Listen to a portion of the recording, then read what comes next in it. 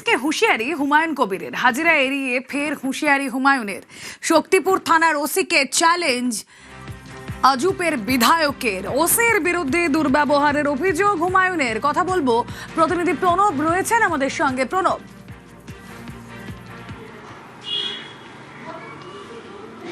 দেখো, হুমায়ুন কবিরের আজকে তোমার শক্তিপুর থানায় হাজিরা দেওয়ার কথা ছিল, কিন্তু তিনি যাননি। উল্টে তিনি বলেছেন যেহেতু শক্তিপুর থানার ওসি তার সঙ্গে অভব্য আচরণ করেছে, সেই কারণে তার সঙ্গে দেখা করার হাজিরা দেওয়ার প্রশ্নই উঠতে পারে না। এবং আজকে রীতিমতনভাবে তোমার রেজিনগরে যেখানে বাবরি মসজিদ হচ্ছে সেইখানে তিনি এসে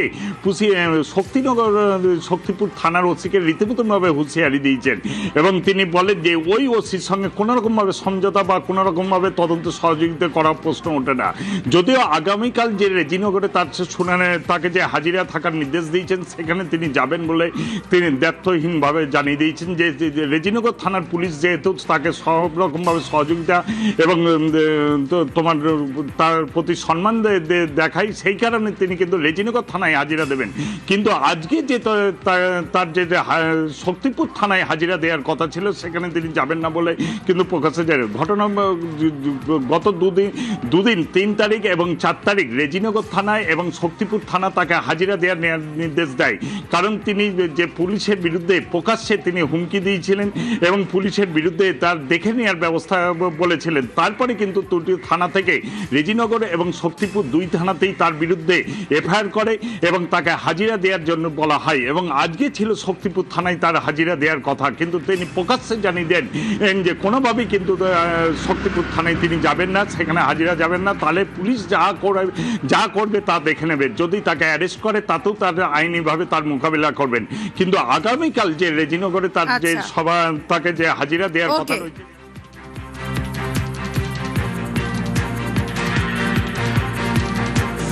আজকেই হাজিরা দেওয়ার কথা ছিল শক্তিপুর থানায়, কিন্তু সেখানে তিনি যাবেন না আগেই জানিয়েছিলেন। এবং আজকে এই মুহূর্তে তিনি বাবরি মসজিদ যেখানে তৈরি হচ্ছে সেখানে এসেছেন, সেখানে নামাজ আছে। আমাদের সঙ্গে রয়েছেন এই মুহূর্তে হুমায়ুন কবির, তার কাছ থেকে জেনে নেব। তবে আজকে তো আপনার থানায় যাওয়ার কথা ছিল। আমি আগেই বলেছি আপনাকে যে শক্তিপুর থানার বর্তমান যে ভারপ্রাপ্ত ওসি, তার যে দুর্ব্যবহার, তার যে মানুষের উপরে আস্ফালন, সে আমাদের আনিসুর বলে যে পার্টির জেলার সাব ডিভিশনের সভাপতি, তাকে বলেছে যে হুমায়ুনকে বলবি তোর বাপ এসছে। তো সে হুমায়ুনের বাপ হচ্ছে, সে হুমায়ুনের বাপ হচ্ছে। কত বড় সে বাপ সেটা তার সাথে যদিন দরকার হবে সেদিন সব কথার জবাব। সেই কারণে কি আপনি যাচ্ছেন না? না, তারপর আমি তাকে তো অফিসার হিসাবেই মানি না, মানব না। তাকে আমার বিরুদ্ধে যত রকম পদক্ষেপ হবে কোনো অসুবিধা। আগামীকাল তো রেজিনগর থানাতে হাজিরা দেওয়ার কথা আছে, কি করবেন? রেজিনগর থানায় যাবো, 11:30টায় টাইম হচ্ছে, যাবো রেজিনগর থানার সঙ্গে। রেজিনগর থানাও তো দুজনকে গ্রেপ্তার করেছে। হ্যাঁ, তো করেছে, কিন্তু তারা মুখ্যমন্ত্রী বিধানসভা থেকে বলেছিলেন, মুখ্যমন্ত্রী পুলিশ মন্ত্রী তার নির্দেশ পালন করতে গিয়ে করেছে, কিন্তু কোনো অভদ্র আচরণ করেনি। এখনো পর্যন্ত কারো বাড়িতে গিয়ে গালিগালাজ করেনি। কিন্তু একটা পুলিশের ওসি তাকে এত ক্ষমতা দিয়ে রেখেছে, সে আমার বাপ তুলে গাল দিচ্ছে, আমাদের প্রত্যেকটা কর্মীর বাড়িতে গিয়ে গালিগালাজ করছে। এর জবাব তো আগামী দিনে শক্তিপুর থানা, গোটা মুর্শিদাবাদের লোককে ডাক দেব শক্তিপুর থানা ঘেরাও করে, দেখি কে আমাকে রুখে। কবে আছে সেটা করবো, কালকের দিনটা যেতে দিন না, কালকের পদক্ষেপটা পূরণ হোক, তারপরে শক্তিপুর থানার সাথে মোকাবেলা করতে পারছি কিনা সেটা দেখে দেবো। তিনি শক্তিপুর থানাতে না গেলেও তিনি রেজিনগর থানায়, আগামীকাল যে রেজিনগর থানায় যে হাজিরা দেওয়ার কথা রয়েছে সেখানে তিনি উপস্থিত থাকবেন বলে কিন্তু জানাবেন। ক্যামেরায় রাকিবুল ইসলামের সঙ্গে প্রণব বন্দ্যোপাধ্যায়, নিউজ 18 বাংলা, রেজিনগর। গত সোমবার হুমায়ুনকে চরম হুঁশিয়ারি মুখ্যমন্ত্রী। উস্কানিমূলক মন্তব্যে সবকের বার্তা। এই যে নওগাঁর এমএলএ যে ভাষায় কথা বলে, আপনাদের পাপের ফল। বলছে 4700 জেল, তাই নাকি? আপনাকে কেমন সবক শিখাতে হয় এই সরকারের মুখ্যমন্ত্রী শেখাবে। আচরণ ভদ্র করুন, ভাষা সংযত করুন। কিন্তু সন্দেশখালীর বেতাজ বাদশা, জীবন তলার খুনি, যখন যে দল আসে সেই দলে চলে আসে। এনআইএ তোলার আগে আমাকে 4 বার মেসেজ করেছে, ক্ষমা কি করবেন না? আমি ক্ষমা করার কেউ নই। পুষ্পা বলেছিল ঝুঁকে গানে। এই একই পরিণতি ওই নয়দার এমএলএটার হবে যদি ভাষা সংযত না করে। ও মমতা ব্যানার্জিকে ডিল করেছে, আমাকে ডিল করেনি। আমাকে ডিল করতে হবে ওকে। এমন রাফুল অ্যাকশন নেব, বুঝতে পারবে আইনের শাসন কাকে বলে। এবার শ্রীরামপুর থানায় অপরূপা পোদ্দারের হাজিরা, সে ছবি আপনাদের দেখাই। হাজিরার পরই থানা থেকে বেরিয়ে এভাবেই অসুস্থ হয়ে পড়ে গেলেন প্রাক্তন সাংসদ। মঙ্গলবার পুলিশের গায়ে হাত অপরূপার, জামিন অযোগ্য ধারায় অভিযোগ দায়ের হয়। বুধবার পুলিশে হাজিরা তিনি এড়িয়ে যান, আর আজ দ্বিতীয় তলবে তিনি হাজিরা দিতে যান, কিন্তু তারপরই তিনি বেরিয়ে অসুস্থ হয়ে পড়ে যান।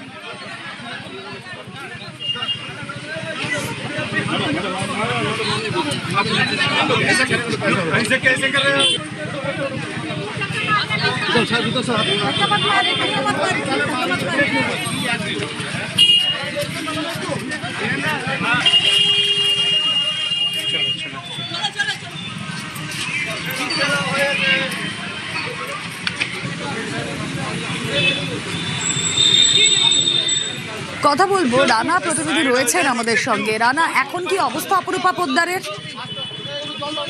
হ্যাঁ দেখো, দীর্ঘ 4 ঘন্টা ধরে তাকে মানে যখন জিজ্ঞাসাবাদ করার পরে উনি যখন শ্রীরামপুর থানা থেকে যখন উনি বেরিয়ে আসছিলেন, দুপাশেই কিন্তু মানে কেন্দ্রীয় বাহিনী জওয়ানরা তাকে একদম মানে গার্ড করে রেখেছিল যে সাংবাদিকরা যেন তাকে কোনো উত্ত্যক্ত না করতে পারে। এরপরেই কিন্তু দেখা গেল উনি ঠিক শ্রীরামপুর গেট থেকে 10 পা এগোতেই একটি বাইকে উঠতে গিয়ে কিন্তু মাথা ঘুরে উনি পড়ে যান এবং বেশ কিছুক্ষণ ধরেই উনি রাস্তায় কিন্তু পড়ে থাকেন। সেই সময় তাকে জল টল দেওয়া হয়। এরপর একটি অটোকে দাঁড় করিয়ে তাকে শ্রীরামপুর ওয়ালস হাসপাতালে নিয়ে যাওয়া হয়েছে। কারণ উনি যখন থানাতে যখন আজকে ঢুকছিলেন বা বেরোচ্ছিলেন, তার কিন্তু চোখে মুখে একটা বিধ্বস্ত কিন্তু একটা মানে চোখে স্পষ্ট কিন্তু তার চোখ মুখের মধ্যে ছিল। কারণ উনি যেভাবে ঢুকেছিলেন ঠিক সেভাবেই তিনি মানে বেরিয়ে এসেছেন। সংবাদ মাধ্যমের সামনে কোনো উত্তর কিছু দেননি।